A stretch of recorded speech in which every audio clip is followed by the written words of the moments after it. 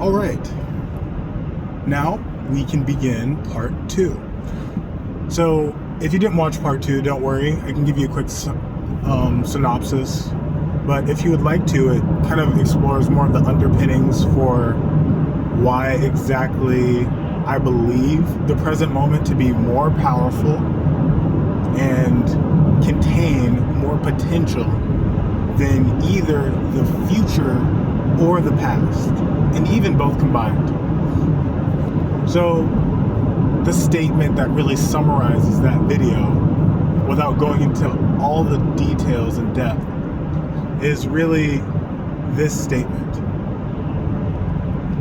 The present holds infinitely more power and potential than the future and the past, because whether or not we would like to admit it, we do not know what will happen within any given moment, that moment being the present. So the future in this model of thinking, in this perspective, as well as the past, are actually predetermined. But what, oh man, I'm getting goosebumps. So the thing that's kind of spooky here, or the thing that is a little bit tricky and that might seem like a contradiction at first, is the belief that the present is the only moment in time in which anything is truly possible. So I just want to let that sink in, because to me that is absolutely profound. In this video, I want to explore what you can do with this perspective in life, how this can completely transform every aspect of your life, with the ultimate goal of becoming who you are meant to be.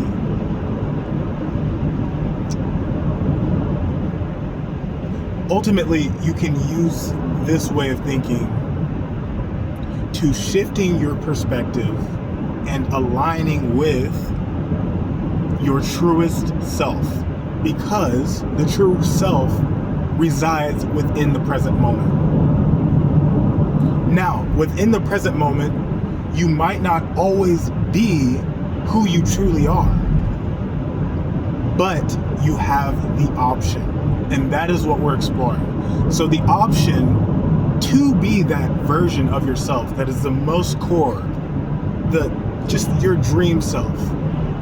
You know, the person who's not peer pressured into saying things that they really don't believe. The person who can be patient even when someone cuts in front of them in line, or just cuts them off in traffic. I guess to preface even taking on this perspective, we must establish that there must be an innate desire. Because let's face it, some people just don't want to change. And if that's you, it would really behoove you to admit that to yourself. But if that's not you, if that's truly not you, after you've done some self-inquiry and really observed the past to see how you have chose to be in each and every given moment, then we can actually move forward. We can actually discuss the fullness of what is possible when viewing life through the present moment. So, the desire to change, that prefaces the rest of what I've laid the foundations for, because the desire to change is what will cause you to shift your perspective. It causes that because when you desire something, you take actions subconsciously and consciously to meet those ends. So it starts with really a desire, a true desire, a genuine desire to change.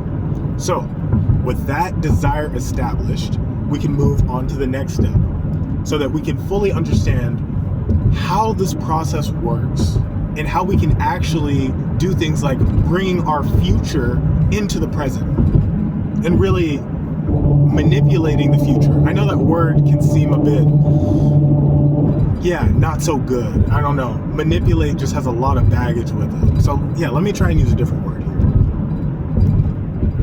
To augment one's future. To guide one's future. How about this one? I think this is the best one. To cultivate one's future.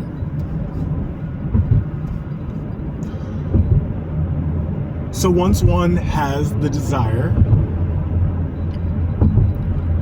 then we move on to the actual cultivation, bringing the future into the present. You know, this process has so much power because of the framework itself that has been established. So to get to the place where you can genuinely expect that anything is possible within the present moment, and let me make a little disclaimer here. It is possible for someone to send you an email offering you $1 billion and actually mean it, but I personally don't believe that that's possible in the objective sense. But in the subjective sense, I do believe it's possible, because it is simply a fact that someone could choose to type in a random email and offer someone $1 billion. That's a fact. So while I don't believe it objectively for myself, I don't believe that that is a potential option objectively for my subjective experience, I still believe that subjectively I could experience that objectively. So I hope that makes sense. But the way that you frame this really is, it makes, this is a very crucial nuance that might seem like I'm just like playing semantics here, but this really does actually make a huge difference. Because sometimes we hear people talk about, you know, oh yeah, you can do it now, you have to fake it till you make it, or some version of, just have it in your mind and be unrelenting and know that you're going to get there. Like just some kind of iron will type of thing, where it's like you just believe it no matter what, even when you're thrown into jail and just like the worst possible outcome. It's like, yeah, I never stop believing. Okay, that's cool for those people, but in reality, I think that it's much more helpful for us to think about things a little bit incrementally, at least until we grow into that. So I established the definition, my personal definition of faith.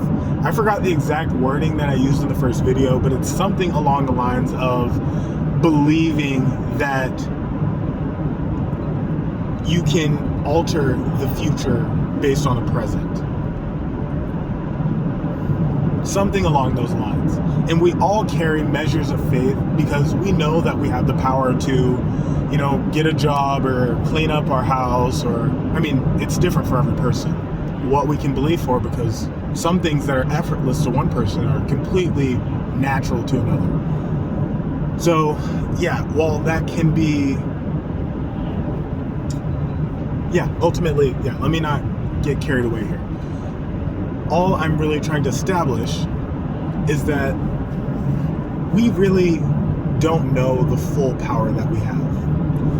All of this that I'm trying to really take home to you is that there are different ways to think, and that I have found specific tools to manage the present and to shift my perspective, to change my ways, which I believe is the most important skill that a person can have.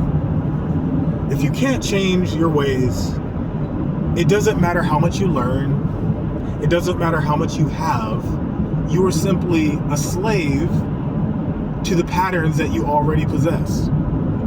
So I'm really talking about freedom here. So when you have the power to shift your perspective and understand what you wield within the present moment, anything becomes possible. And the reasons for this are multifaceted, and challenging to thoroughly explain in a manner that would be satisfactory to every listener. But it is the truth. And I've established some aspects of why I believe it to be the truth, to be a truth, a principle that can be counted on. I know that some people will, disagree. That's what people do. And I don't want anyone to think that there's only one way, or that, these are things to take on until they become an underlying part of your subjective reality. So this isn't something to hold as a rule, like these exact words that I'm using, but more to just get a general feel for the essence of what I'm conveying, which is why I try and restate things. I know that might bother some people, but I try and restate things because I know there's a specific configuration of words that really will take things home for one individual. And I'm really thinking as though I'm talking to one individual, and I'm stating and restating things so that it can always be thoroughly clear as to what I'm actually trying to communicate. In part 3, I will kind of touch up on some things I didn't close up here. So some of the loose ends, some of the things that might not have been thoroughly explained, I'll watch this video and then I'll close some of those threads in the third part. So thank you for joining me on this midnight ride. It's not quite midnight, but just this night journey. I hope the aesthetic is kind of relaxing. I don't want to have a set. I'm always moving, I'm always busy, so I just wanted to take this time to kind of chat with you, to kind of give you some insights as to how I think, and to really give the most powerful tool that I've currently developed for being in the present moment and experiencing your truest self. So thank you for joining me, and I'll see you in the next part.